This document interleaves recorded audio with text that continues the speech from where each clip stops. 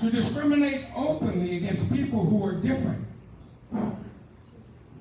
Whether we're Latinos, whether we're black, whether we're gay, whether we're women, whether we're transgender, whatever we choose to be, it has become perfectly fine to discriminate against those people. When you have a president sitting in the White House who doesn't give a damn whether we live or die, whether your children are suffering for lack of health care, whether people don't have food, but yet they continue to try to cut and cut and cut from services. I've taught for many years and lectured in many colleges. And I always say this, I know there's some people in this room who couldn't write a hot check if you wanted to, who never have to worry about your credit card being approved or rejected. But there are others in this room who know what it's like to be raised on other poverty programs, who are single mothers or single fathers whose children cried and cried because they couldn't get not only what they wanted, but what they needed.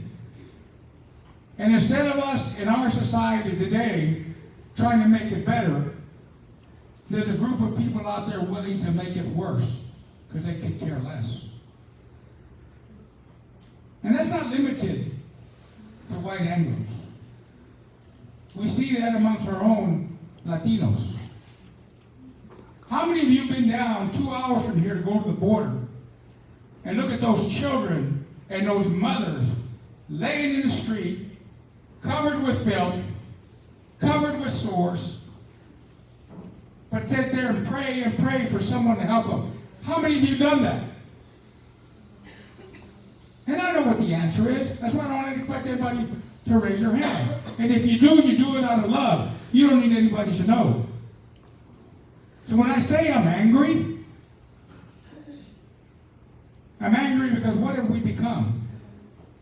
We went from a society of the great society whose entire life of government was to help those that were underprivileged, those that really needed help. What have we become? We've become a society and want to blame everybody for everything that's gone wrong.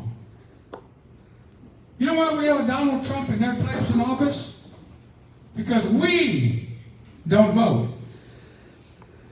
Not because they outvoted us, because we don't vote. I've spent my entire adult life fighting almost every major voting case, not only in Texas, but across the country, and we've had great victories. And in return, we still stay home. So we can either, and I'm talking to the young people now, you can live your life being just a fly on the wall, letting the world pass you by, and continue to get trumped on. Or you can decide to speak up, participate in the marches, participate in the right to vote, participate in protecting those who are being stomped on, no matter who they are. Protect them, because one day you'll need protection and you're going to want them to be there for you. What I do is very, very difficult, very hard, whatever word you want to use. And I am not the smartest person in the room.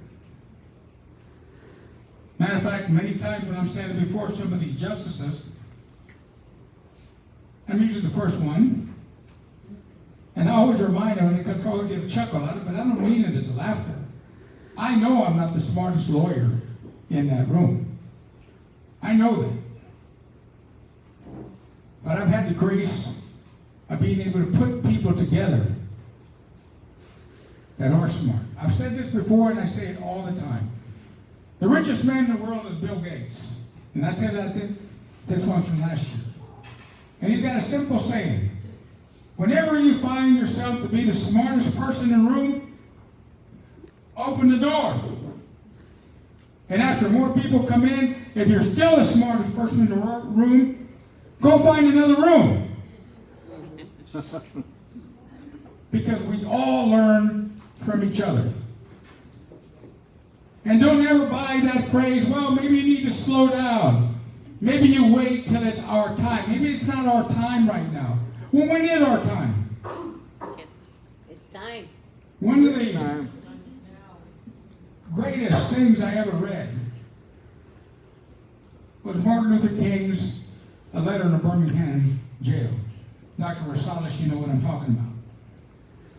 Because he had been, amongst the great things he did,